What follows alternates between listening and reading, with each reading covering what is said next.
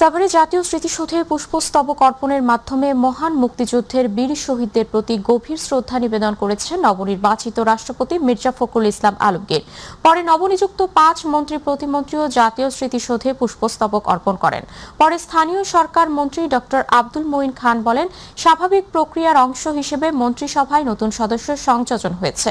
অন্যদিকে পররাষ্ট্র প্রতিমন্ত্রী হুমায়ুন কবির বলেন, পর্যালোচনার পর প্রধানমন্ত্রীর ভারত সফরের সিদ্ধান্ত নেওয়া হবে। ইউসুফ আলীর রিপোর্ট। ১৯৭১ সালের মহান মুক্তিযুদ্ধে বীর শহীদদের প্রতি শ্রদ্ধা জানাতে সাভারে জাতীয় স্মৃতিসৌধে পুষ্পস্তবক অর্পণ করেন রাষ্ট্রপতি মির্জা ফখরুল ইসলাম আলমগীর। এ সময় বিউবলে বেজে ওঠে করুণ সুর।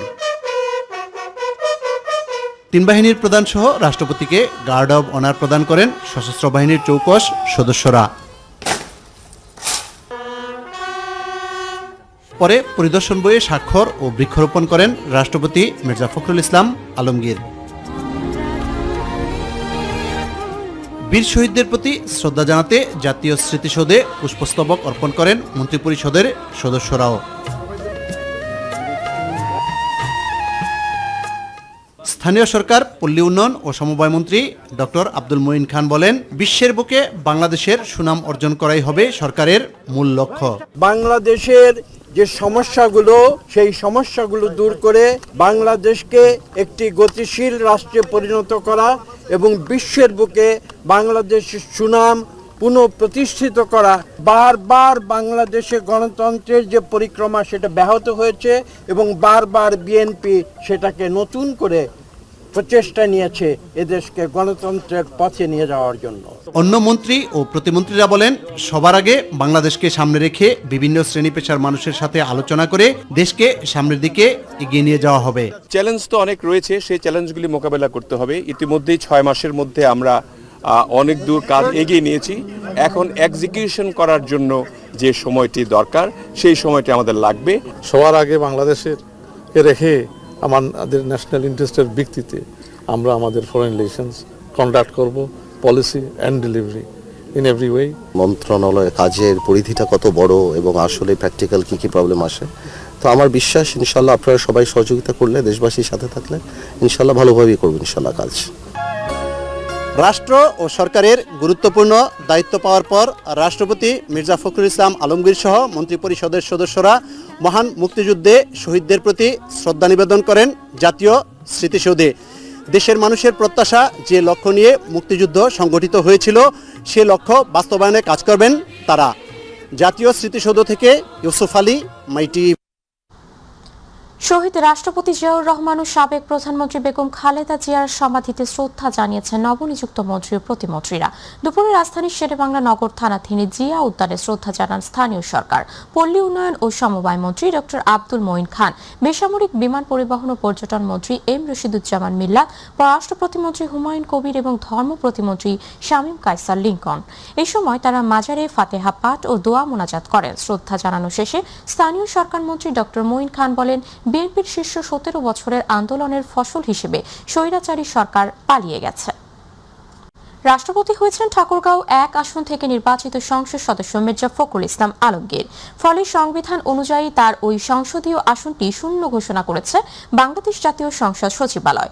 শনিবার জাতীয় সংসদ সচিবালয়ের লেজিসলেটিভ সাপোর্ট উইংয়ের সচিব ব্যারিস্টার মোহাম্মদ গোলাম সরোয়ার ভুইয়া স্বাক্ষরিত এক প্রজ্ঞাপনে এই তথ্য জানানো হয়। প্রজ্ঞাপনে বলা হয়েছে, বাংলাদেশ জাতীয় সংসদের নির্বাচনী এলাকা ঠাকুরগাঁও 1 আসন হতে নির্বাচিত ত্রয়োদশ জাতীয় সংসদের সংসদ সদস্য মির্জা ফখরুল ইসলাম আলমগীর শুক্রবার বাংলাদেশের রাষ্ট্রপতির কার্যভার গ্রহণ করায় ওই আসনটি তার কার্যভার গ্রহণের তারিখ হতে শূন্য হল। বিজ্ঞপ্তিটি অবিলম্বে বাংলাদেশ গেজেটের অতিরিক্ত সংখ্যায় প্রকাশের জন্য সরকারি মুদ্রণালয়ে পাঠানোর নির্দেশ দেওয়া হয়েছে। দ্বীপজেলা ভোলাকে দেশের মূল সড়ক নেটওয়ার্কের সঙ্গে যুক্ত করতে রহমতপুর হিজলা মেহেদীগঞ্জ ভোলা রুটে মহাসড়ক নির্মাণের সিদ্ধান্ত দিয়েছেন প্রধানমন্ত্রী তারেক রহমান। তেজগাঁয়ে প্রধানমন্ত্রীর কার্যালয়ে এক সভায় এই সিদ্ধান্ত হয়। সভায় ভোলার সঙ্গে ঢাকা ও বরিশালের সরাসরি সড়ক যোগাযোগ স্থাপনে 3টি প্রস্তাব নিয়ে আলোচনা হয়। এর মধ্যে সড়ক ও জনপথ অধিদপ্তরের প্রস্তাবিত রহমতপুর হিজলা মেহেদীগঞ্জ ভোলা রুটটি বেছে নেওয়া হয়েছে। এই রুটে মহাসড়ক নির্মাণের মাধ্যমে ভোলাকে দেশের মূল সড়ক নেটওয়ার্কের সঙ্গে যুক্ত করা হবে। সভায় প্রধানমন্ত্রী তারেক রহমান ভৌগোলিক প্রতিবন্ধকতা দূর করে নিরবিচ্ছিন্ন যোগাযোগ ও ব্যবসা বাণিজ্যের সুযোগ বাড়াতে সমন্বিত সড়ক ব্যবস্থা গড়ে তোলার উপর গুরুত্বারোপ করেন। ভোলাকে মূল সড়ক নেটওয়ার্কে যুক্ত করার এই উদ্যোগ দ্রুত এগিয়ে নিতে সংশ্লিষ্টদের নির্দেশ দেন তিনি। প্রকল্পটি বাস্তবায়িত হলে ভোলার সঙ্গে বরিশাল, ঢাকা ও দেশের অন্যান্য এলাকার সরাসরি সড়ক যোগাযোগ তৈরি হবে। এতে যাতায়াতের সময় ও খরচ দুটোই কমবে বলে আশা করছেন সংশ্লিষ্টরা।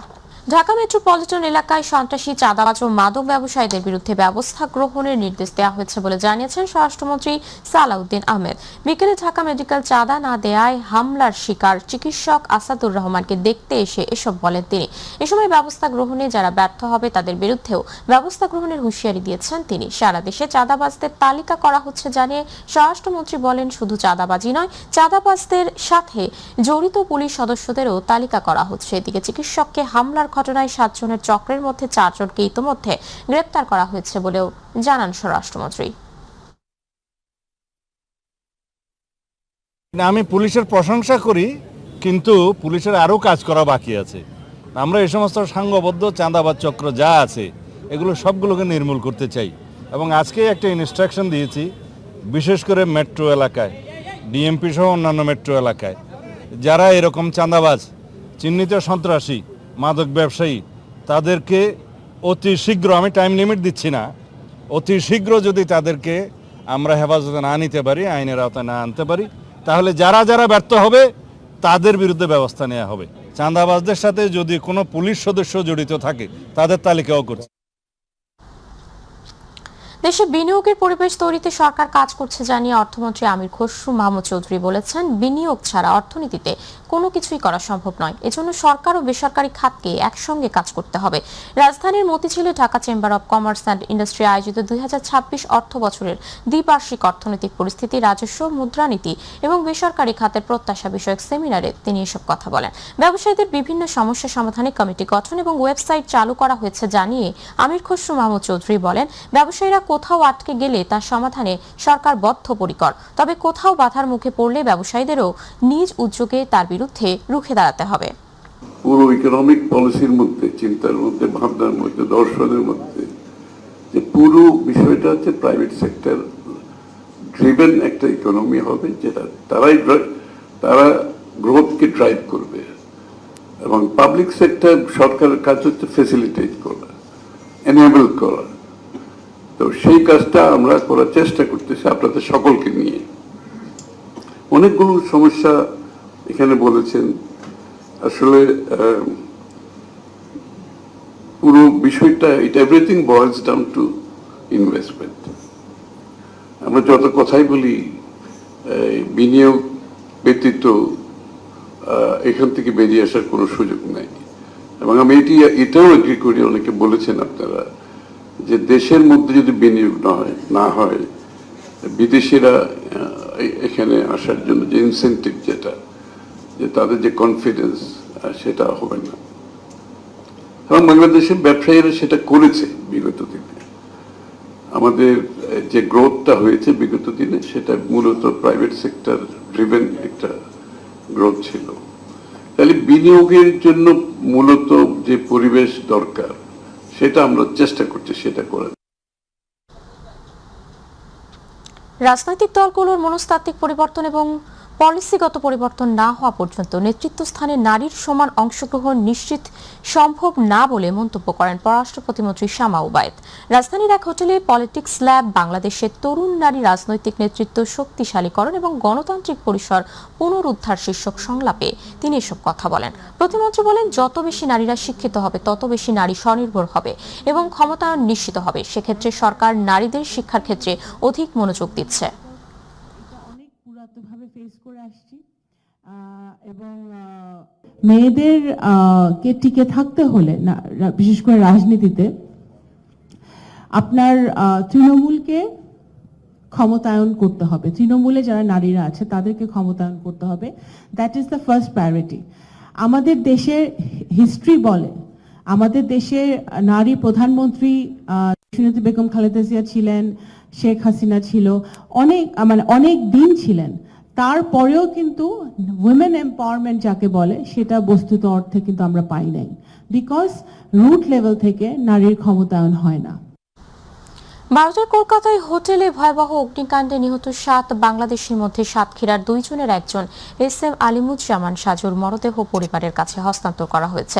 দুপুর 12টার দিকে ভোমরা স্থলবন্দরে ভারতীয় BSF ও ইমিগ্রেশন কর্তৃপক্ষ মরদেহটি বাংলাদেশ ইমিগ্রেশন কর্তৃপক্ষের কাছে হস্তান্তর করে। পরে প্রয়োজনীয় আনুষ্ঠানিকতা শেষে মরদেহটি তার ভাই SM নুরুন নবীর কাছে বুঝিয়ে দেওয়া হয়। একই ঘটনায় নিহত সাতক্ষীরার অপর নাগরিক রেবতী সরকারকে পরিবারের ইচ্ছায় কলকাতাতেই দাহ করা হয়েছে।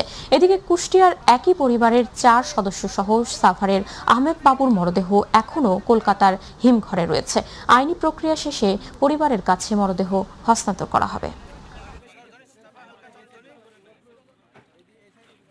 চিকিৎসা শেষে কলকাতায় একটি হোটেলে রাত্রি যাপন করে পরের দিন আসবে। আমরা শুনছি যে এসি নাকি বাস্ট হয়ে আমার ভাই সহ অনেকে মারা গিয়েছেন। 3 দিন ধরে এটা নিয়ে আমি দৌড়াদৌড়ি করছি, বিভিন্ন মন্ত্রণালয়, বাংলাদেশ সরকারের পক্ষ থেকে খুবই আন্তরিক সহযোগিতা পেয়ে হোটেল বা আনুষঙ্গিক ইসে আমরা ক্ষতিগ্রস্ত হই।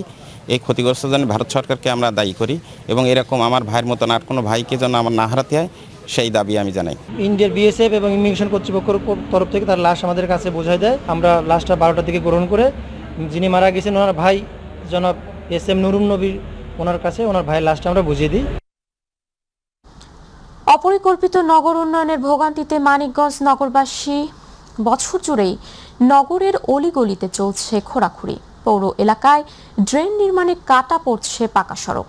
এতে করে সৃষ্টি হচ্ছে জনভোগান্তি, খোয়া যাচ্ছে সরকারের দ্বিগুণ অর্থ। প্রতিনিধি আজিজুল হাকিমের রিপোর্ট জানাচ্ছেন জুবাইর রহমান।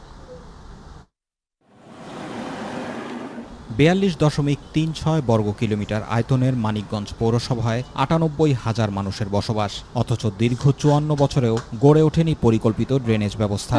ড্রেনেজ ব্যবস্থার উন্নতির জন্য বছর জুড়েই শহরের অলিতে গলিতে চলে খোঁড়াখুড়ির কাজ, এতে বাড়ছে ভোগান্তি।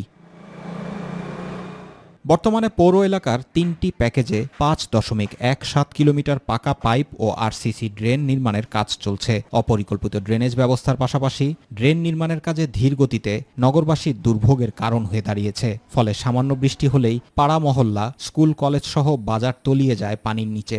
গাড়িওয়ালারা বিপদে পড়ে, এই সাইডে জাম হয় ওই সাইডে জাম হয়, কিলাকিলি করে দেখি রেগুলার। মেঘাইলে পানিতে বেড়ে যায়, মানে খদ্দল মদল দেখুন জানা। এটা বাসায় সাঁকো ছিল, বাচ্চাদের আসতে অসুবিধা হয়েছে, অনেক বাচ্চাই ভয়েও অনেক সময় আসতে পারে নাই। ড্রেনের কারণে যে ভাঙ্গে চুরে থইছে আজকে 4-5 বছর ধরে, এখন তো ক্লিয়ার হওয়া নাই। প্রথম শ্রেণীর পৌরসভা হওয়া সত্ত্বেও দীর্ঘ 54 বছরেও গড়ে তুলতে পারেনি শক্তিশালী ড্রেনেজ ব্যবস্থা, অথচ ড্রেন নির্মাণের নামে প্রতি বছর কোটি কোটি টাকা লোপাট করা হয়ে থাকে। সড়কে খোঁড়াখুড়ির কারণে এই পথে চলাচল করতে গিয়ে প্রতিনিয়তই ঘটছে ছোট বড় দুর্ঘটনা। পিজালের রাস্তা আবার নতুন করে কাটতেছে, তখন একবার খরচ হয়েছে, আবার এখানে নতুন করে এই যে কাজ হচ্ছে, এখানে সরকারের আবার খরচ। রুগী টুগি দইরা টইরা নিয়ে তার বাদে রিক্সায় কমপক্ষে আধা ঘন্টা 1 ঘন্টা সময় লেগে যায় আমাকে রাস্তার কারণে।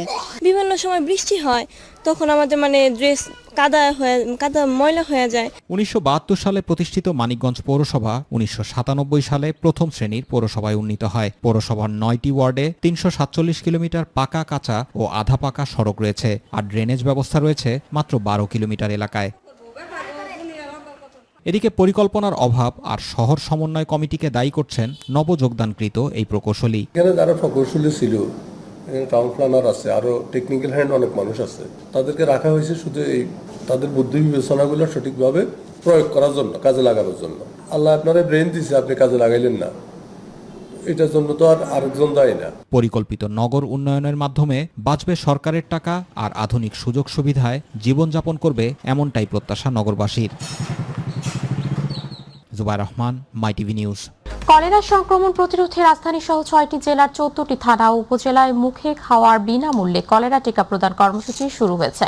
সকাল 8টা থেকে স্বাস্থ্য মন্ত্রণালয়ের নেতৃত্বে স্বাস্থ্য অধিদপ্তরের রোগ নিয়ন্ত্রণ শাখার বাস্তবায়নে এই টিকাদান শুরু হয়। 1 বছর বা তার বেশি বয়সের সবাই এই টিকা গ্রহণের যোগ্য হলেও গর্ভবতী নারী ও গুরুতর অসুস্থ ব্যক্তিরা এই টিকা পাবেন না।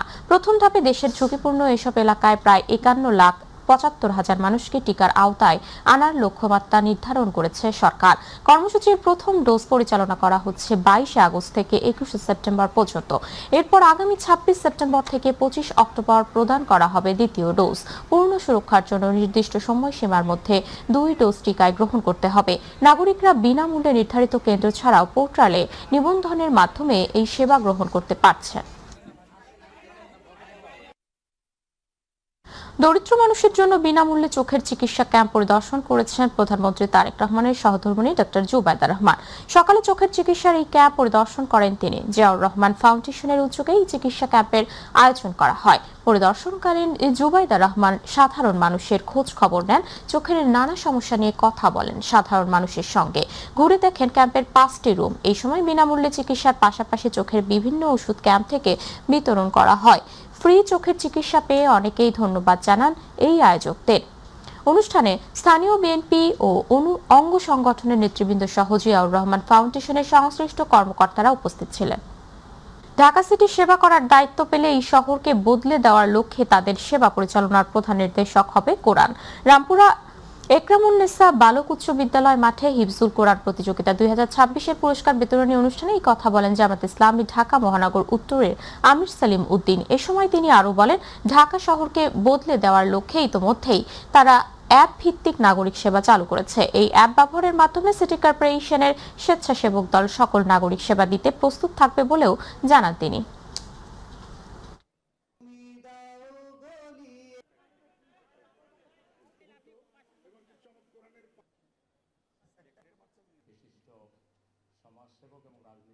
আমরা যদি ঢাকা শহরের দায়িত্ব পাই, কোরআন হবে আমাদের সকল কর্মকাণ্ডের মূল ভিত্তি। কোথাও কোনো একটা অ্যাক্সিডেন্ট হয়েছে, কোথাও একটা মানুষ বিপদে পড়েছে, ওটা আমাদেরকে জানাতে লেট হইতে পারে, কিন্তু আমাদের কুইক রেসপন্স টিম গিয়ে সেই কাজ করে দেওয়ার ক্ষেত্রে কোনো দেরি করবে না। আমরা এরকম একটা দায়িত্বশীল সমাজ, মানবিক সমাজ আমরা কায়েম করতে চাই। সিলেটের ওসমানী নগরের ব্রাহ্মণগ্রাম এলাকায় তেলবাহী লরির সঙ্গে সিএনজি চালিত অটোরিকশার মুখোমুখি সংঘর্ষে 4 জনের মৃত্যু হয়েছে।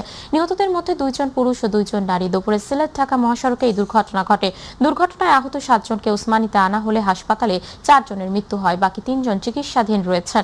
পুলিশ জানায়, সিলেট থেকে ঢাকাগামী পদ্মা ওয়েল কোম্পানির তেলবাহী খালি ট্যাঙ্ক লরি ওসমানী নগরের ব্রাহ্মণগ্রাম এলাকায় বিপরীত দিক থেকে আসা একটি যাত্রীবাহী সিএনজি চালিত অটোরিকশাকে চাপা দিলে এই হতাহতের ঘটনা ঘটে। খবর পেয়ে পুলিশ ঘটনাস্থলে গিয়ে হতাহতের হাসপাতালে পাঠায়। গত 7 আগস্ট একই মহাসড়কে 2টি বাসের মুখোমুখি সংঘর্ষে 9 জনের মৃত্যু হয়। ক্লেমনের উদ্যোগে এবং পরিবেশ বান্ধব প্ল্যাটফর্ম গ্রিন ওয়েভের আয়োজনে রাজধানী সহ দেশের বিভিন্ন স্থানে অনুষ্ঠিত হয়েছে 1 লাখ শীর্ষ বৃহৎ বৃক্ষরোপণ কর্মসূচিতে দেশের 8 বিভাগের নিজস্ব ঐতিহ্যের সঙ্গে সামঞ্জস্যপূর্ণ ফলজ ও দেশীয় গাছের চারা রোপণ করা হয়। এরই ধারাবাহিকতায় রাজধানীর উত্তরার 17 নং সেক্টরে একই অনুষ্ঠানের আয়োজন করা হয়। অনুষ্ঠানে প্রধান অতিথি হিসেবে উপস্থিত ছিলেন রাজধানীর উত্তর সিটি কর্পোরেশনের প্রশাসক শফিকুল ইসলাম মিল্টন। আয়োজকরা জানান, দেশের পরিবেশ, দেশীয় ঐতিহ্য আগামী প্রজন্মের জন্য সবুজ ভবিষ্যৎ নিশ্চিত করাই এই উদ্যোগের মূল লক্ষ্য। রোপণ করা 1 লাখ গাছ নিয়মিত সংরক্ষণ ও পরিচর্যার মাধ্যমে বড় করে তোলার পাশাপাশি এসব গাছের মাধ্যমে বাংলাদেশের আঞ্চলিক ঐতিহ্য ও জীবন বৈচিত্র্য সংরক্ষণের ভূমিকা রাখার পরিকল্পনা রয়েছে।